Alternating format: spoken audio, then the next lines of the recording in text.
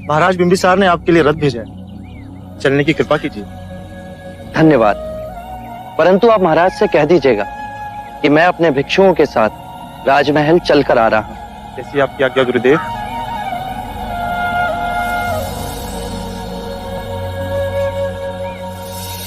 मेरा बच्चा, मेरा बच्चा।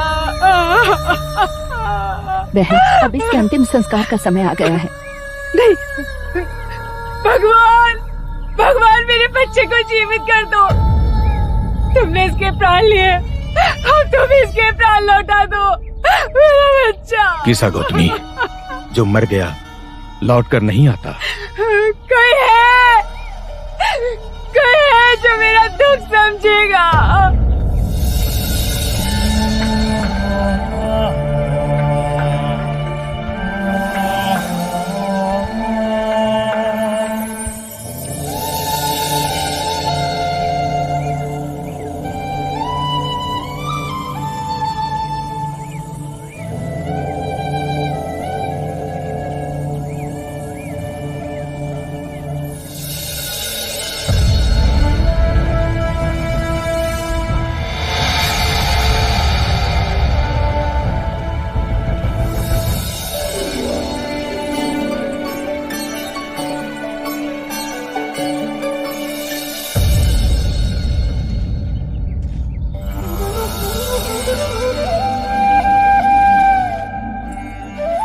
महारानी, बुद्ध आ गए हैं।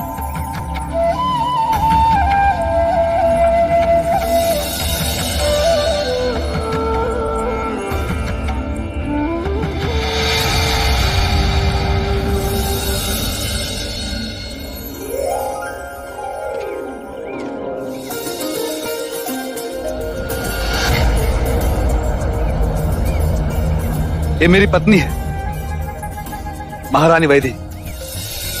ये मगध के कुलगुरु, सभ्यता और संस्कृति के धरोहर, मगध के सेनापति और मगध के महामहिम मंत्री। आइए, आपका स्वागत है।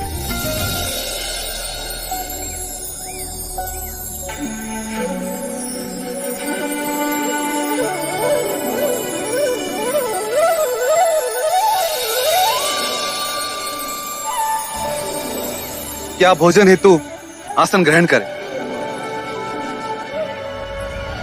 आसन ग्रहण करें।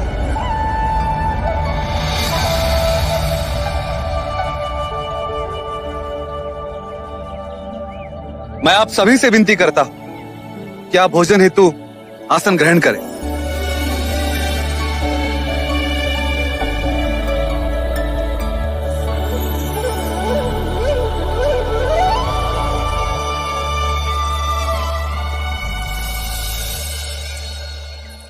सेनापति, युवराज अजातशत्रु कहाँ है? वो प्रशिक्षण क्षेत्र में शस्त्रों से अभ्यास कर रहे। क्या उन्हें किसी ने सूचना नहीं दी कि आज स्वयं बुद्ध यहाँ पधारने वाले हैं? उन्हें ज्ञात है महाराज। आपने भी उन्हें सूचित नहीं किया? पर मैंने तो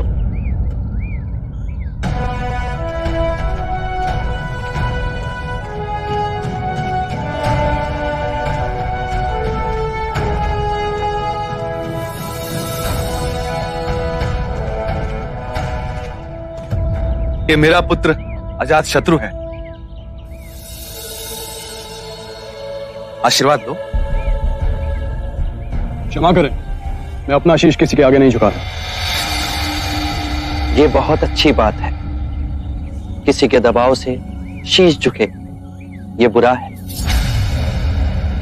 कहने का अर्थ है, जब तक मन में सम्मान ना हो तो किसी के आगे शीश झुकाना। परेशान ना हो, मैं समझ गया। फिर कोई विशेष उपलब्धि भी तो होनी चाहिए। शस्त्र विद्या में निपुण हूं। कभी अपने हाथ से तलवार बनाई है? मैं युवराज हूं, मैं तलवार क्यों बनाऊं? हाँ, युवराज शस्त्र बना सके ये तो आवश्यक नहीं,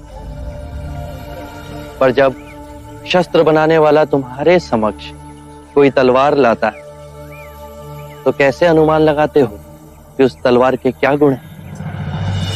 उसकी धार को देखकर, उसे चला उसकी चपलता मापकर। अर्थात किसी भी बात का परीक्षण किए बिना तुम नहीं मानते। जी। यदि धूप खिली हो तो उसकी ऊष्मा कैसे नापते हो? कहना कठिन है। सरल है, बहुत सरल। जिसे जितनी धूप की आवश्यकता होती है वो अपने स्वभाव के अनुसार उसे ग्रहण कर लेता है। घास का तिनका अपने अनुसार, सूरजमुखी अपने अनुसार और ताड़ का वृक्ष अपने अनुसार। ताड़ का वृक्ष तो ऊपर और ऊपर उठता है सूर्य की किरण को पाने के लिए। तुमने एकदम सही पहचाना। इतना शक्तिशाली, इतना विशाल ताड़ का वृक्ष ऊपर की ओर ही उठता है, अर्थात ऊपर उठना प्रकृति का नियम है।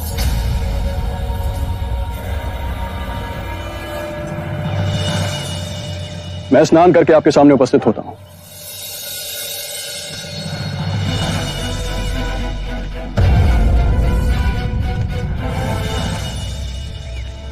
ना समझ है उसकी ओर से मैं आपसे क्षमा मांगता हूं। इसकी निर्भीक बातों ने मुझे प्रभावित किया।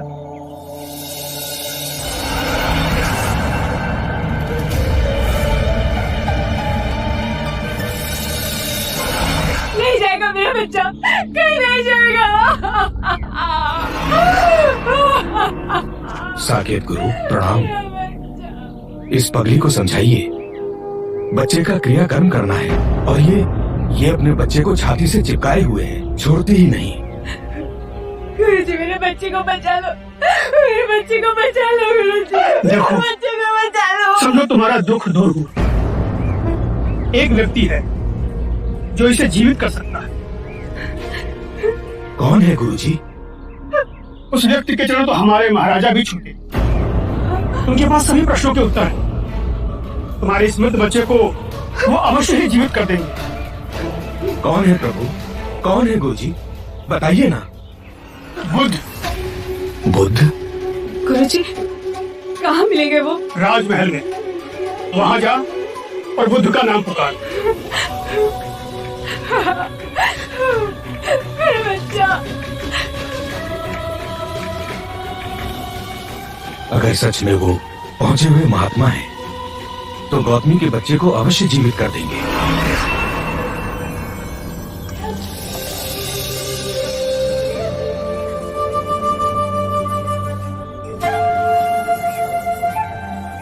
मेरे बच्चे मिले। इधर क्यों आई है? तेरा इधर कोई काम नहीं है, जा यहाँ से। कृपया कीजिए, मुझे अंदर जाने दीजिए। मुझे बुद्ध के पास जाना है। इस नेटर की दुआई कोई नहीं सुनेगा क्या? मुझे जाने दीजिए। छोड़ो मुझे। इन्हें आने दीजिए।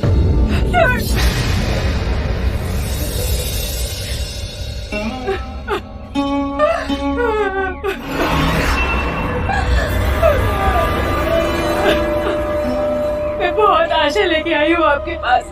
प्रभु, प्रभु मेरे बच्चे को जीवित कर दीजिए। मेरे बच्चे को लौटा दीजिए प्रभु। इस निर्धन की पीड़ा का निवारण कर दीजिए। मेरे बच्चे को लौटा दीजिए प्रभु। मुझे मेरा बच्चा लौटा दो। मुझे मेरा बच्चा लौटा दो प्रभु। मैं तुम्हारे बच्चे को जीवित कर सकता हूँ, पर उसके लिए तुम्हें एक काम करना होगा। किसी भी एक घर से एक मुट्ठी सरसों के दाने लाने होंगे। हाँ प्रभु, मैं तुरंत लेके आऊंगी। पर एक बात ध्यान रहे, ये सरसों के दाने केवल उसी घर से लाना जिस घर में कभी किसी की मृत्यु नहीं हुई हो। हाँ प्रभु। मेरा बच्चा।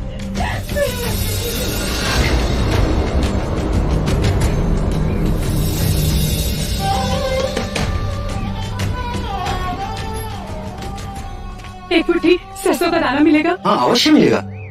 मांगा भी तो इतना सा। परंतु एक बात बताइए, आपके यहाँ किसी की मृत्यु तो नहीं हुई ना?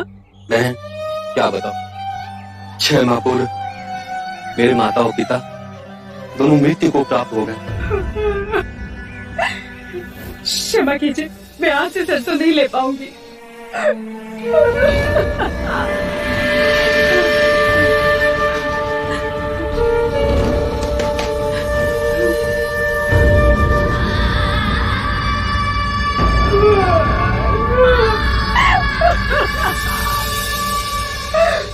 मेरी पत्नी का देहांत हो। मेरा युवा पुत्र मर गया। मेरा पुत्र मेरी बहू दोनों मर गए। मेरी बीवी, मेरा बच्चा सब बाढ़ में रह गए।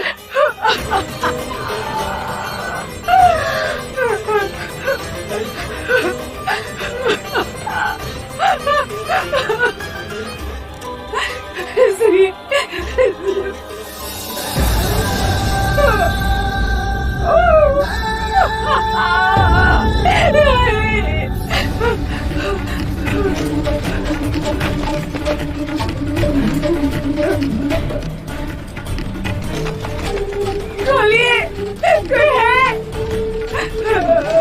द्वार खोलिए।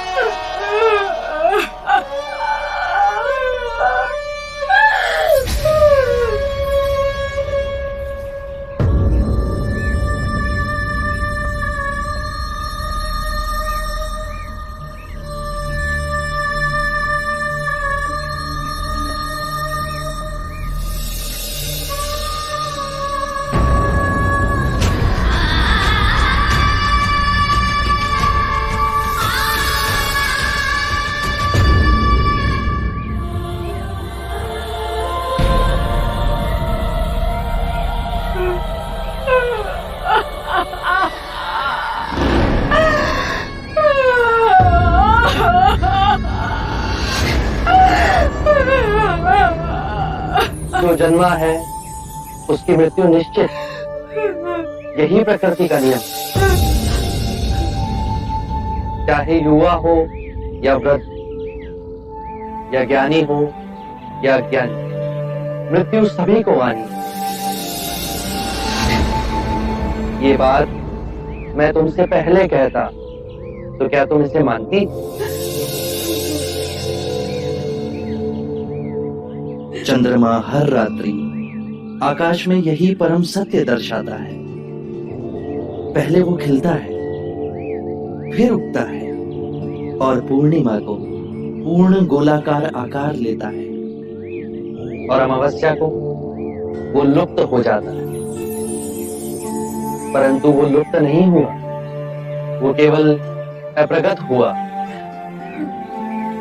तुम्हारा पुत्र अभी जीवित,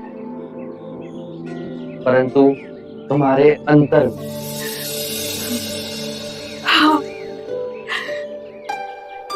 उसकी अटखेलियां, उसका बालपन। तुम शांत हुई तो समझ सके। परम सत्य ये है कि जब तक सृष्टि रहेगी, दुख मनुष्य के साथ छाया की तरह चलेगा। इस दुख का कारण है वस्तु से स्वयं को बांधना, ये जानते हुए कि वस्तु क्षणभंगुर है। प्रभु, प्रभु इससे मुक्ति कैसे पाए? मुक्ति के लिए विवेक जगाना आवश्यक है। जो आए, चाहे दुख की सूचना या आनंद की परछाई, स्वयं को इन दोनों के बीच स्थिर करो।